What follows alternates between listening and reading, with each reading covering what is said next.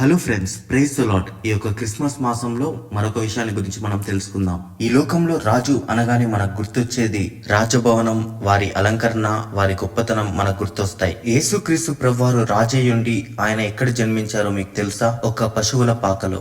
లూకాసు వార్త 2వ అధ్యాయం 7వ వచనంలో చూసినట్టయితే, తన తొలి చూలు కుమారుని కని పొత్తిగుడ్డతో చుట్టి సత్రంలో వారికి స్థలము లేనందున ఆయనను పశువుల తొట్టిలో పరుండబెట్టెను అని వ్రాయబడి ఉంటుంది.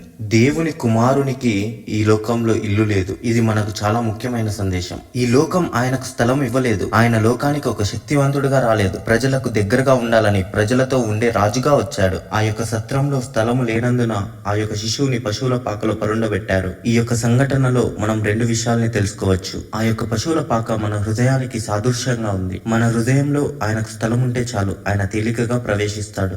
దేవుడు మనం ఊహించిన దానికంటే భిన్నంగా పనిచేస్తాడు. రాజులాగా ఒక గొప్పవానిగా జీవించలేదు, కానీ వినయం, విధేయతతో ఆయన ఈ లోకంలో జీవించాడు. మన హృదయాలలో ఆయనకు చోటు ఇవ్వాలి. ప్రపంచం అంతా ఆయనను తిరస్కరించినా ఆయన మన హృదయాన్ని విడిచిపెట్టాడు. పశువుల పాకలో పుట్టిన రాజు మన జీవితంలో మహిమను తేవడానికి ఈ లోకంలోనికి వచ్చాడు.